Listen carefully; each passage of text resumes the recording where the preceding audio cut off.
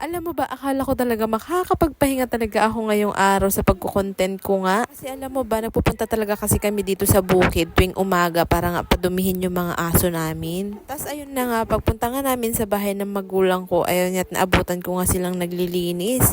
Alam mo ba, ilang araw na nga silang naglilinis, hindi talaga sila matapos-tapos. Kaya ayan, sabi ko, ako na nga lang maglinis. Kasi alam mo ba, dito nga sa bahay ng nanay ko ay talaga namang napakarami ng agiw. Diyos ko Lord, ikaw na lang mananawa. Yung tipong mag-aagiw ka ngayon tapos mga ilang araw lang ay kailangan mag-agiw ka ulit. Ewan ko ba kung bakit ganun.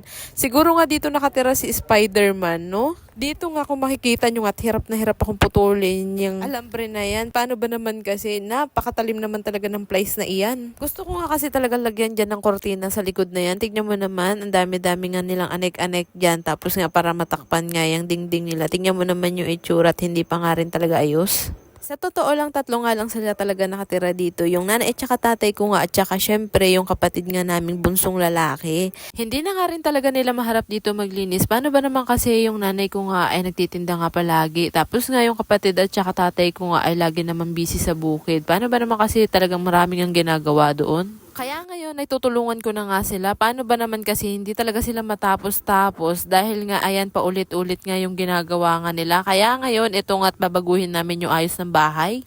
Ang sabi ko nga dyan sa tatay ko, ayusin na nga rin pala yung dingding nila at saka sementuhin na nga rin pala yung lababo nila para naman medyo maayos-ayos. Pero sabi niya saka na nga lang daw kasi nga bising-busy nga rin daw sila sa bukid ngayon. At sabi niya nga dyan sa totoo lang hindi nila pwedeng ipaayos itong bahay na to dahil hindi rin naman to sa kanila. Bahay nga ito ng amo ng tatay ko pero syempre dito nga siya nagtatrabaho kaya dito muna sila pinatira ng pansamantala. Pero syempre kung sakali nga napapaalisin sila dito o oras na nga para paalisin sila dito ay ayos nga lang din dahil meron naman din silang sariling lupa sa Pangasinan. Buti na nga lang din at kahit papaano ay meron pa nga rin siyang namana sa tatay niya. Sa totoo lang gustong-gusto na nga rin pala ng father kong bumalik ng Pangasinan kasi nga pagod na nga rin daw yung katawan niya kakatrabaho sa bukid. Kaso nga lang ay hindi niya maiwan yung mga anak niya dito. Syempre kailangan na muna nga daw nilang mag-ipon at syempre para naman kapag balik nila doon ay meron naman silang kahit papaano ay maliit na tindahan na itatayo. Oh, siya. Alam mo ba tong mga DVD na to? Ito, way back 2016 pa nga. Alam mo ba, collection ko nga ito? Oh, 'di ba? Settle for good. Parang mga teenager lang. Nakakaloka.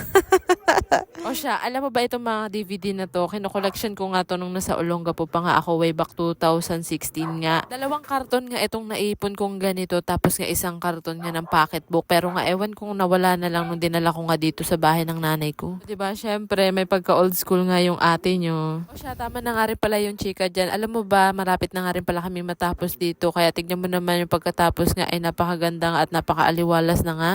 Oh, 'di ba? Kahit ano pa nga itsura ng bahay mo, kahit nga hindi pa maipinta yan, basta malinis yan, ay all goods nga talaga yan. Napakagandang tignan at napakaaliwalas. Katapos nga namin dyan ay lumipat na nga kami dito sa kusina. Tignan mo naman yung kusina ng nanay ko, hindi na nga talaga maipinta dahil nga tagpi-tagpi nga talaga. Pero ayos nga lang yan, 'di ba? Wala namang problema kung ganyan nga itsura ng kusina mo. Ang mahalaga nga dito ay malinis nga, 'di ba? Syempre, magiging problema lang 'to sa mga taong masiselan o kaya naman sa mga taong hindi nga nakaranas ng hirap. O kaya naman sa taong dating mahirap na biglang yumaman kaya hindi na kayang lumingon sa pinanggalingan. Bari-bari apo, wala akong pinapatamaan pero ito yung katotohanan. O siya, malapit na nga rin pala kami matapos dito kaya malapit na nga rin matapos itong video na ito. Syempre, tuloy-tuloy pa nga rin pala yung pagbibigay ko ng cash G sa mga top follower ko para naman makatulong tayo kahit papaano. Kaya sana po tuloy-tuloy nyo pa rin po akong suportahan at maraming salamat nga rin po. Kung may makita man po kayong ads dito sa video na ito, sana nga po ay tapusin nyo at huwag nyo i-skip dahil napakalaking tulong na po niyan sa akin. Hanggang dito na nga rin po pala itong video na ito kaya maraming salamat po at see you in the next video.